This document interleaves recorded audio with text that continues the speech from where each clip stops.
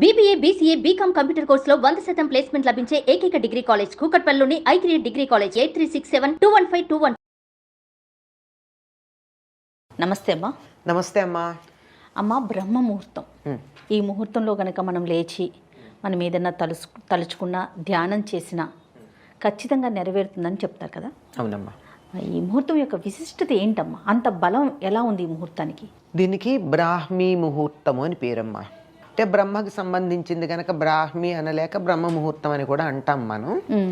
ఏమిటి అంటే సూర్యోదయానికన్నా 2.5 గంటల దరిదాపుల్లో మన లెక్క ప్రకారం 2.5 గంటలు అనమాట. 2 ముహూర్తాలు ముందు అని చెప్తారు. ముహూర్తం అంటే 48 నిమిషాలు కనుక దరిదాపుల్లో 2 గంటల పైన దానికన్నా ఉండే సమయం. సాధారణంగా మనకి ఎలా ఉంటుంది, 6 గంటలు అనుకుందాం. 6 గంటలకు అటు ఇటుగా కదా మనకి సూర్యోదయం అవుతుంది.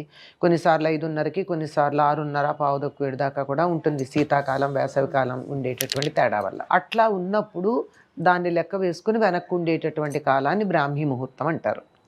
ఈ బ్రాహ్మీ ముహూర్తం అన్నది ఏమిటి అంటే ముహూర్తాలకి పేర్లుంటాయి. ఏదో లగ్నాలు, ముహూర్తాలు మనం పెళ్లి శుభలేఖల్లో చూస్తాం కదా, ఫలానా ముహూర్తం అని. ఈ ముహూర్తానికి ఉన్నటువంటి సమయం బ్రాహ్మీ ముహూర్తం, అంటే బ్రహ్మకి సంబంధించింది. బ్రహ్మ ఎవరు? సృష్టికర్త. అంతేకాకుండా బ్రహ్మ అన్న పదానికి అర్థం ఏమిటి? వికసనశీలము అని అర్థం. అంటే ఇలా విచ్చుకునే లక్షణం కలది. మొగ్గ ఇలా విచ్చుకోవడం ఉంటుందే, అది బ్రహ్మం. మనలో కూడా జ్ఞానం విచ్చుకోవాలన్నా, తెలివితేటలు విచ్చుకోవాలన్నా, మనలో ఉన్న ఏ ఫ్యాకల్టీ విచ్చుకోవాలన్నా ఆ విచ్చుకోవడానికి తగినటువంటి కాలం బ్రాహ్మీ ముహూర్తం. ఆ ముహూర్తానికి ఉన్న లక్షణం అది. పేర్లు కూడా మన వాళ్ళన్నీ సమయానికి కానీ దేనికైనా కానీ లక్షణాన్ని అనుసరించి పేరు పెట్టారు తప్ప ప్రతి పేరుకి ఆ పేరు అర్థం చూస్తే లక్షణం తెలిసిపోయేటట్టు ఉంటాయి. అట్లా ఉండేటటువంటి దాంట్లో అప్పుడు ఏది చేసినా అది చక్కగా మొగ్గ పువ్వుగా విచ్చుకున్నట్టుగా వికసిస్తూ పెద్దదయ్యేట్టుగా ఉంటుంది. కనుక మీరు ఏది కావాలనుకుంటారో అది ఆ సమయంలో గనక సంకల్పం చేసుకున్నట్టయితే అది చాలా చక్కగా ఫలితాన్ని ఇస్తుంది అని బ్రాహ్మీ ముహూర్తానికి ప్రాధాన్యం గురించి చెప్పారు. అది చదువు అనుకోండి, చదువు బాగా రావాలి, హాయిగా బ్రాహ్మీ ముహూర్తంలో లేచి గనక చదువుకున్నట్టయితే బాగా గుర్తుంటుంది అని.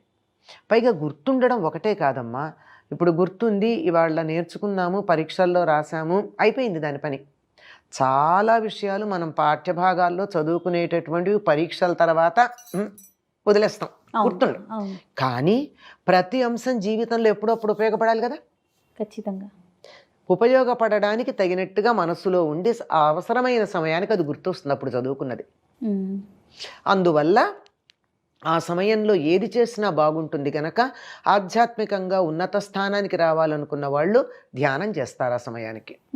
ఇక్కడ ఇంకో సంగతి గుర్తుపెట్టుకోండి, బ్రాహ్మీ ముహూర్తంలో లేచారు, ధ్యానం చేశారు అన్న వాళ్ళంతా వెళ్ళిపోయి అంతకు ముందే స్నానాలు చేసేసి ఇత్యాదులు ఏం చెయ్యరు. చెయ్యాల్సిన అవసరం లేదు, చేయగలిగితే సరే. ఇప్పుడు 3:30, 4 గంటలకి మీకు బ్రాహ్మీ ముహూర్తం అనుకోండి, అంటే ఎప్పుడు స్నానం చేసినట్టు క్రితం రోజుకే లెక్క వచ్చేస్తుంది. అది ఇవాళ లెక్క రాదు అది. అందువల్ల అట్లా కాదు, ధ్యానం చెయ్యాలి అంటే అలా ఉండి కూడా చెయ్యొచ్చు. పూజాదికాలన్నీ చేయడానికి ఇవన్నీ నియమాలు, కానీ హాయిగా ఆ సమయంలో ధ్యానం చేసుకోవచ్చు. తర్వాత పంచప్రక్షాళన అని ఒకటి చేస్తారు. పంచప్రక్షాళన అంటే కాళ్ళు, చేతులు, ముఖము, వీపు, గుండెలు తడి చేతులతో తుడుచుకోవటం. కాళ్ళు కడుక్కుంటాం, చేతులు కడుక్కుంటాం, మొహం కడుగుతాం. అయిన తర్వాత ఆ చేతులతో ఒక్కసారి వీపు దగ్గరను, ఒకసారి ఇలా గుండెల దాకాను తడి చేతులతో అనుకున్నట్టయితే ఆ సమయానికి చాలు. ఎందువల్ల అంటే మీరు మొహం కడుక్కుని చూడండి, ఆ నిద్రమత్తు వదిలిపోతుంది. ఇలా కాళ్ళు కడుక్కుంటేనే సగం వదులుతుంది, మొహం కడుక్కునేటప్పటికి బాగా వదులుతుంది. కనుక అలా చక్కగా మొహం కడుక్కుని, కాళ్ళు చేతులు కడుక్కుని, ఇలా ఒంటి మీద కాస్త ఒకసారి చల్లగా ఇలా వీపు మీద ఎక్కడ అనుకుని కూర్చుని ధ్యానం చేసినా, చదువుకున్నా, ఏ పని చేసినా బాగుంటుంది. మనకి ప్రపంచంలో అత్యున్నతమైనటువంటి స్థానానికి వెళ్ళినటువంటి వాళ్ళందరూ కూడా ఆ సమయాల్లోనే చేశారండి. పూర్వం ఋషులు ఆ సమయానికి లేచి ధ్యానాలు చేసేవారు.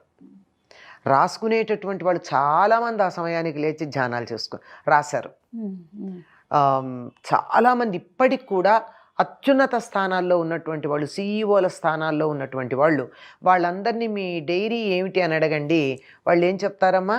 పొద్దున 3:30కి లేస్తాము, లేచి ఒక కప్పుడు కాఫీ తాగడమో టీ తాగడమో చేసుకుని, లేదా వేడి నీళ్ళు ఏదో ఉంటాయి వాళ్ళ, గ్రీన్ టీనో, అయ్యాక నిన్నటి మెయిల్స్ అన్నీ చూసుకుని వాటి మెయిల్స్ అన్నిటికీ ఆన్సర్స్ చేసి వాటి ప్రోగ్రామ్ ప్లాన్ చేసుకుని అప్పుడు I get in to my routine అని చెప్పేటటువంటి వాళ్ళే మ్యాక్సిమం సీఈఓలు మీకు కనపడతారు. మ్యాక్సిమం మీరు వాళ్ళందరి చరిత్రలు ఇప్పుడు నేను వాళ్ళ పేర్లు చెప్తూ కూర్చుంటే కార్యక్రమం అంతా వాళ్ళ పేర్లతో సరిపోతుంది. అందువల్ల మ్యాక్సిమం సీఈఓల చరిత్రలు చూస్తే మీకు అదే కనపడుతుంది.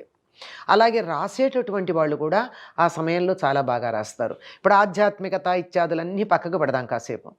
నేను చూశానా ఇలాంటి మాటలు మాట్లాడతారు కదా పిల్లలు. అందుకని మామూలుగా కనుక ఆలోచించండి, వేసవికాలం చెమటలు పడుతున్నాయి, అదృష్టం కొద్దీ ఫ్యాన్లు గీన్లు లేవు. మనకి చాలాసార్లు అదే కదా ఉంటుంది.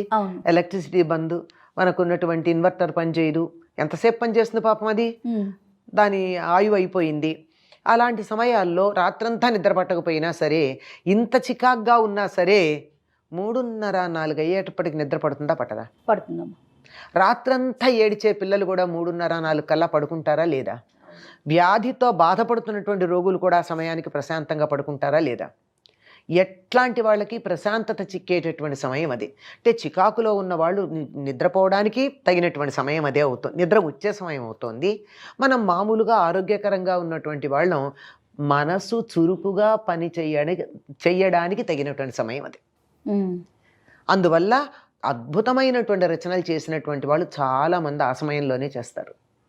ఇది ఆరోగ్యపరంగా మనం ప్రాక్టికల్గా చూసే విషయం అయితే, ఇంకా మిగిలినటువంటివి ఎలా ఉంటుందంటే, మన మనసు మీద పరిసరాలలో ఉండే శబ్దాలు, పరిసరాల్లో ఉండే వ్యక్తుల భావాలు, వాళ్ళ భావతరంగాలు కూడా పనిచేస్తాయి కదా. కొంతమంది దగ్గరుంటే చికాగ్గా ఉంటాం, కొంత చుట్టుపక్కల గిజగిజలాడేటటువంటి సౌండ్స్ ఉంటే చికాగ్గా ఉంటావునా కదా. అట్లాంటివి ఏమీ ఉండవు తెల్లవారుజామున 3:30-4 అయ్యేటప్పటికీ ప్రశాంతత వచ్చేస్తుంది. మీరు గమనించండి, ఎక్కువ యాక్సిడెంట్లు కూడా ఆ సమయంలోనే జరుగుతూ ఉంటాయి, రోడ్ యాక్సిడెంట్స్. ఎందుకని? నిద్ర పట్టేస్తుంది. ఆ సమయానికి నిద్ర పడుతుంది, ప్రశాంతత ఉంటుంది వాతావరణంలో. అయ్యేటప్పటికి అప్పటిదాకా బాగానే ఉన్న వాళ్ళు కూడా, చాలా బాగా జాగ్రత్తగా డ్రైవ్ చేసినటువంటి వాళ్ళు కూడా ఆ సమయంలో ఒక్క రకమైనటువంటి ప్రశాంతతకు లోనయ్యేటప్పటికల్లా కొనుక్కు. అంతే. అంతటి ప్రశాంత సమయంలో మీరు ఏదన్నా పని చేయాలంటే ఎంత బాగా ఉంటుంది.